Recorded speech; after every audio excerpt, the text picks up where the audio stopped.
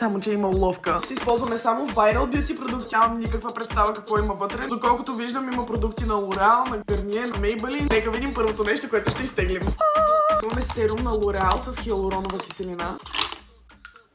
След това виждам отново на L'Oreal. Предпазва, предотвратява и видимо коригира тъмните петна. Този продукт ще ми помогне със сигурност. Имаме на Garnier с витамин С и SPF. О, слава богу, това има тинт като фондютен, така че вече поне малко ще се гримираме. Този продукт би трябвало да остави кожата ти много сияйна. И вече го виждам. Това е перфектно за основа на грим. Има нещо в кълъвче, искам да видя какво е. Това е пяна за изкуствен тен на кожата, сега ще го тестваме. Това е ръкавичка, не е кълъвче, окей. Така ще го тестваме. Видим на края на видеото дали ще съм хванала тен. Продължаваме натам.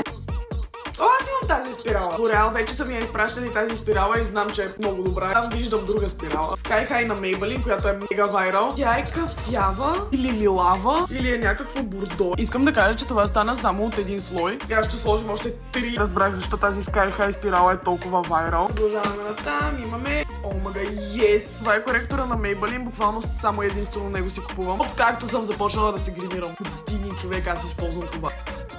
Хора, апликаторчето на този коректор толкова удобно, то само по себе си някакси блендва коректора навътре в кожата. 1000% сте го виждали и в други мои видеа този коректор. Това май е последното нещо. Сетинг спрей. Перфектно. О, това има директен бетониращ ефект. Много ми харесва, буквално е като лак за коса, ама за лице. Хора, това бяха моите вайрал продукти. Любими със сигурност сами този серум и спиралата със сигурност. От сега до края на месеца продукти на Maybelline, на L'Oreal, на Garnier, на NYX ще бъдат с до 35% отстъпка в сайт. Така че заминавай да не изпуснеш тези вайрал бюти продукти.